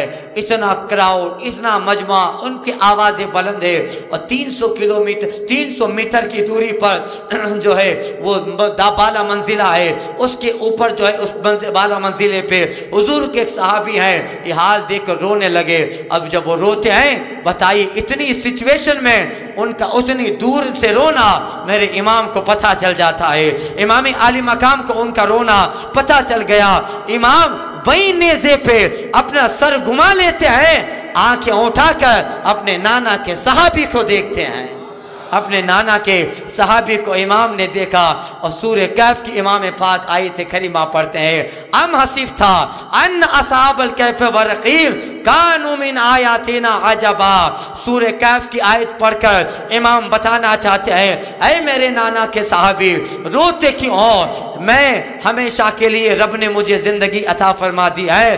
سورہ کہف پڑھ رہے ہیں، میں نے پورا واقعہ اصحاب کہف کا عرض کر چکا، وہ بھی کسی زمانے میں اللہ والے تھے، حکومت ان کے خلاف تھی، بادشاہ دقیانوس ان کے خلاف تھا، سارا اللہ تعالیٰ نے جو ہے حکومت ان کے خلاف، مگر وہ دین کے لیے آئے تھے، بادشاہ حکومت ان کے مخالف ہو گئی، اللہ نے ان پر الہام کیا، وہ اصحاب کہف نکلے، غار میں پناہ لیے، اور وہ سمجھے ایک دن تک سوئے، مگر اللہ نے 309 سال تک ان اصحاب کہف کو سلا کے رکھا۔ ان کو لگتا تھا ایک دن سوئے ہیں، لبثنا یومن او بعض یوم، بلکہ اللہ نے 309 سال تک ان کو سلائے رکھا۔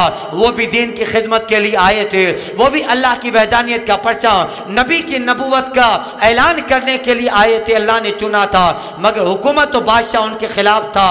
اللہ نے ان اصحاب کہف کا نام قرآن میں ذکر فرمایا، اور سورہ کہف ان کے نام سے اللہ تعالیٰ نے نازل فرمائی۔ اب جب تک قرآن ہے اصحاب کہف کا تذکرہ زندہ ہے، جب تک قرآن ہے اصحاب کہف کا ذکر زندہ ہے۔ مفسر اپنی تفسیر میں اصحاب کہف کا ذکر کرے گا، محدث اپنی حدیث میں اصحاب کہف کا ذکر کرے گا۔ امام پاک نیزے پر اپنے نانا کے صحابی کے سامنے یہی آیت کریمہ، آیت اصحاب کہف پڑھ رہے ہیں، ام حسبت ان اصحاب الکہف والرقیم کانوا من آیاتنا عجبا۔ گویا امام فرما رہے ہیں، اے میرے نانا کے صحابی روتے کیوں ہو؟ حسین کا سر اگرچہ نینوا و کربلا میں، حسین کا جسم نینوا و کربلا میں ہو، حسین کا سر یہاں دمشق میں ہو، مگر حسین فنا نہیں ہوا۔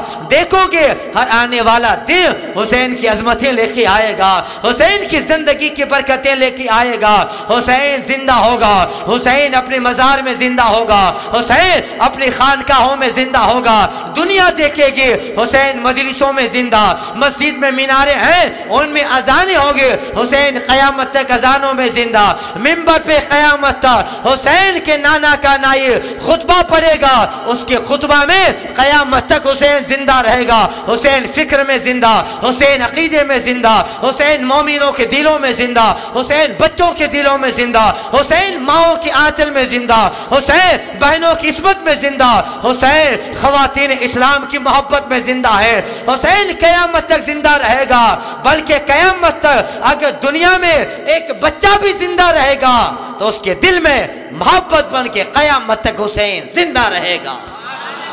گویا حسین فرما رہے ہیں ہو کے شہید ملی ہے زندگی جاویداں، ہو کے شہید ملی ہے زندگی جاویداں، زندہ تھا آج بھی زندہ حسین ہے، بزم رسول پاک میں دیکھا ہے راز نے، سرکار ہے چراغ اجالا حسین ہے، سرکار ہے چراغ اجالا حسین ہے۔ ٹھوکریں کھاتا ہوا پھرتا تھا دریا در بدر، تشنگی سوتی رہی ساحل پہ اطمینان سے، صورتوں کی کمانیں آیتوں کی برچیاں، صبر نے مار ڈالا ظلم کو قرآن سے، نو کے نیزہ پر تلاوت یہ دیتی ہے صدا، حرف آخر تک نہ بٹکی داستاں عنوان سے، حسین صفت پیمبر حسین سرور دے، بنائی کلمہ طیب بنائی دین متین، حسین کی طرح آج بھی کوئی نہیں، حسین آج بھی آنکھوں کی سب کی تارہ ہے، یزید مورچہ جیتا ہے جنگ ہارا ہے۔ حسین نام ہے صبر و رضا کے سینے کا، حسین نام ہے راہ خدا میں جینے کا، حسین نام ہے خلد کے زینے کا، حسین نام ہے امت کے سفینے کا، حسین آج بھی آنکھوں کی سب کی تارہ ہے، یزید مورچہ جیتا ہے جنگ ہارا ہے۔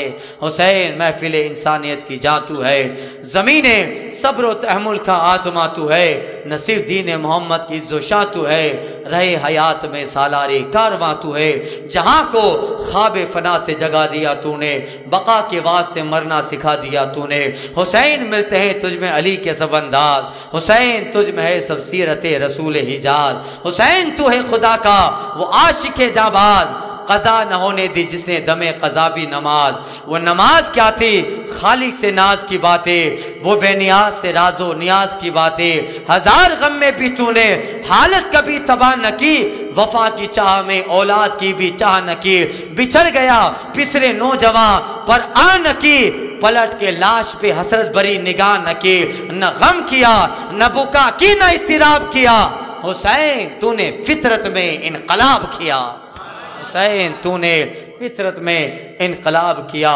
اللہ تعالیٰ اس بزم پاک کو قبول فرمائے۔